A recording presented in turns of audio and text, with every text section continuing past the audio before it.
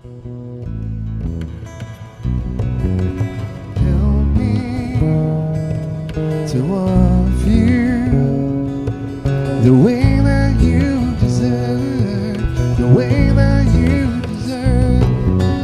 Help me to love you the way that you deserve, the way that you do deserve. It was when Israel looked back and could see that the enemy was done, they actually started to praise God. When they realized that the enemy really was defeated. I mean, are you following me? Does that kind of make sense? And the reason I say that is there's so much of the church today that really tries to make the enemy seem like he still has all this power over you. Have you noticed that? It's like here a demon, there a demon, everywhere a demon. And even though you're following Jesus, they could still show up on your bed and slap you around and pick you up and throw you out the window. And it's like the enemy never drowned in the Red Sea.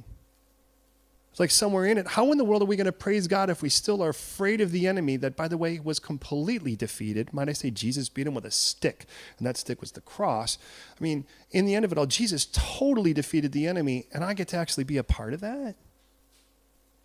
And I look back, and I still think that the devil, I mean, it doesn't matter how unhappy he is. God ripped off his arms. There's really little he can do.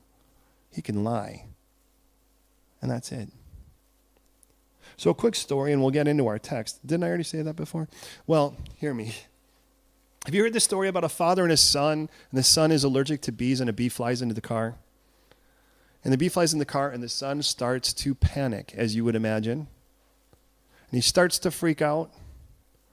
And the dad just reaches over while he's driving, and he just grabs the bee. And then he opens his hand, and the bee flies out. The bee's still in the car.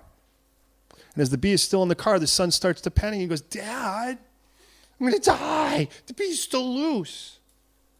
And the dad holds out his hand, and in his hand is the stinger. See, the bee still buzzes, but he's no threat to the kid anymore because there's no way to actually get in him. I believe that's what the Lord has done the moment that he went to the cross for us. If you said yes to Jesus, the Father has stuck his hand around the enemy, and the biggest defeat he had was death. And I can see why Paul says, oh, death, where is your sting?